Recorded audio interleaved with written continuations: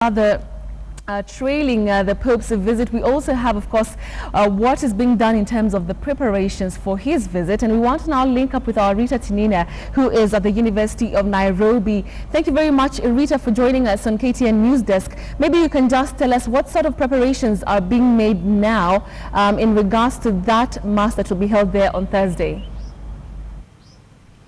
Well, good afternoon, Betty. Here at the Chancellor's Court at the University of Nairobi. They are what you'd call the very final touches to preparations to welcome the Pope, who will be celebrating Mass here on Thursday. As you mentioned yesterday, I was here. A few things were yet to be done. This morning, several things have already been done. For instance, the podium, which is behind me, had not been carpeted. Right now it has a red carpet. The pulpit also has been set up there. The altar, the over 100-year-old altar that the Pope will use to celebrate Mass, was not here yesterday. We are told it is here somewhere, being hidden, but it is not yet put. It hasn't yet been put on the podium. And just to give us a sense of what preparations have been done, what is yet to be done, I'm now joined by Father Charles Kenywa. He is a member of the National Organizing Committee for the Pope's visit. He's also in charge of the logistics here. Good afternoon, Father. Good afternoon, Rita. So far, what has been done and what is yet to be done? So far, if I would say, a lot has been done. All that is supposed to be done for liturgy has been set. What is remaining now is to set the sanctuary. The podium as it is now, to change it to a sanctuary, meaning that we'll have the pulpit, we'll have the president's seat. The president means the chair that the president of the liturgy will use, who is now the Pope in this context. And then the altar. The altar is already here. It is at the basement. And then once that is set, now we have a full sanctuary, as it were. Then we also have the VVIP tent. It's not well set. The chairs have arrived, and the people concerned are doing it already. Various groups that are taking part, they are complete. Anything about the liturgy, if you ask me, apart from the few things that are being put in place, the players themselves, the choir members, those who read, the dancers, all the people taking part, including the priests who will concelebrate with the Pope, all of them have been prepared for Mass on Thursday.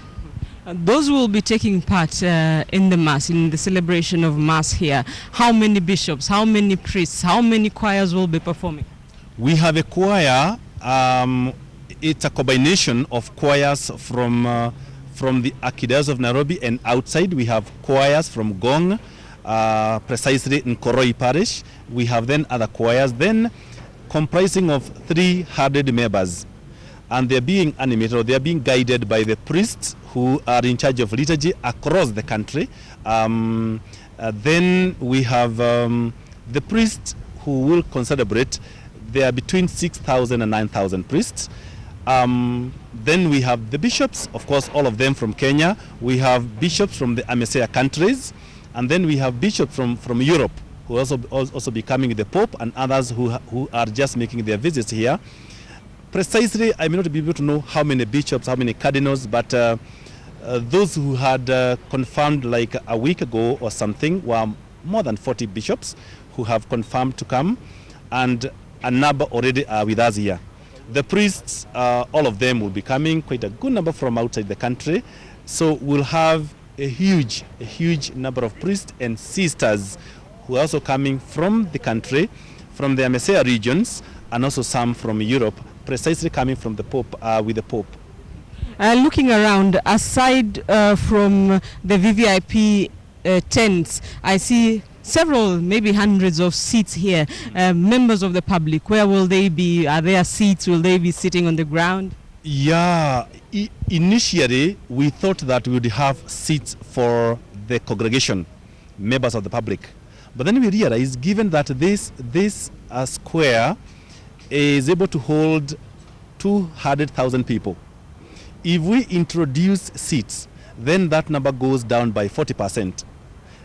So the argument was, let us have Christians come stand. After it's not so long, they can have their lessons where they can be able to sit down, assuming that and praying that it won't rain. If it rains, then they'll have to stand, because if we introduce seats, the challenge is we have a lesser number than we would want to have initially that we had planned, because we had planned that the University of Nairobi Chancellor's Court is able to hold 200,000. With the seats, 40% goes.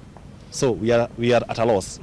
The altar that will be used during the Mass, a quite significant altar, over 100 years old. It was also used during the beatification of Sister Irene Nyatha in May in Nyeri. Yeah. What about the podium? Several millions have been spent there. How significant is it? What happens to it after the Pope is gone? Now, if you look at the one, I said with the podium,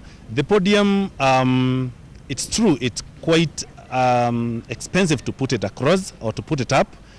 But truth be told, every time you expect a visitor, even in one's own capacity, you'd have to use a few coins to make sure that everything is done. Number two, the Catholic Church attaches a lot of importance on where Mass is celebrated, because the highest prayer in the Catholic liturgy is Holy Mass. Coupled with that, we have the altar that is coming all the way from Nyeri. I must say that I'm proud that I was able to, I'm the one who was appointed by the bishops to go for it from Nyeri and then bring it here. It has already been brought from Basilica, now it is here at the basement. It is more than 100 years old. Now, what is the connection? That altar was made by Consolata missionaries. So the Mass on Thursday, it brings in the missionary spirit.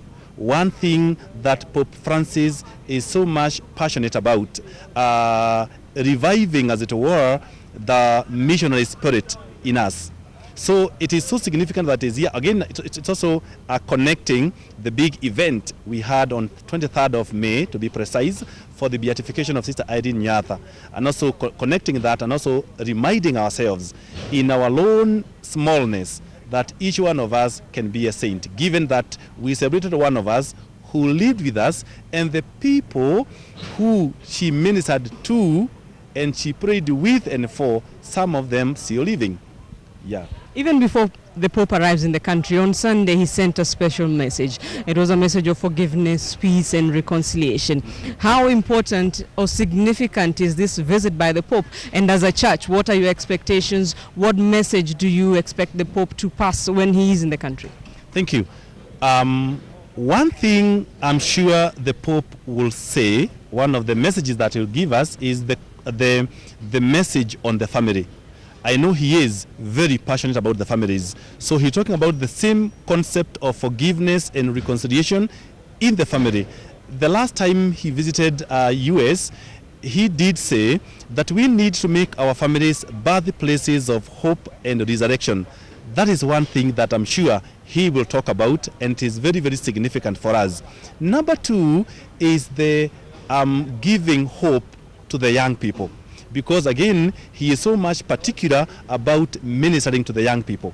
And of course, telling them to choose families, to choose marriage, not to be afraid. Of course, there are problems, but all that notwithstanding, our families can work, our families will work, and our families must work. Number three, a while ago, he released a document called Laudato Si. That document is how we relate with the environment. Four things comes up: that we relate, one, with ourselves. Number two, we relate with our brothers and sisters. Number three, we relate with God. And number four, how we relate with the environment. And I'm sure that is even why he'll have a talk at the UN and reminding us that apart from our day-to-day work of evangelization, as a church and as Christians, we need not to forget that there is the environment that we need to protect. Of course, not always complaining that the government is not doing this, the government is doing that. As Christians, and now in this context, precisely as Catholics, something must be done concerning the environment. Number four is taking care of the poor. and that is why he'll have a talk and a meeting with the Christians of Kagemi. He tells us that sometimes the beginning of this year, around the month of March, if I'm not so wrong, he did tell us that the world has enough bread. The problem we have is that quite a good number of us are in the duty of privatizing the public bread. What does that mean? That we need to work very hard for everyone to eat. Of course, now this resonates very well with those of us who talk about corruption, because corruption is precisely privatizing that which was supposed to be public.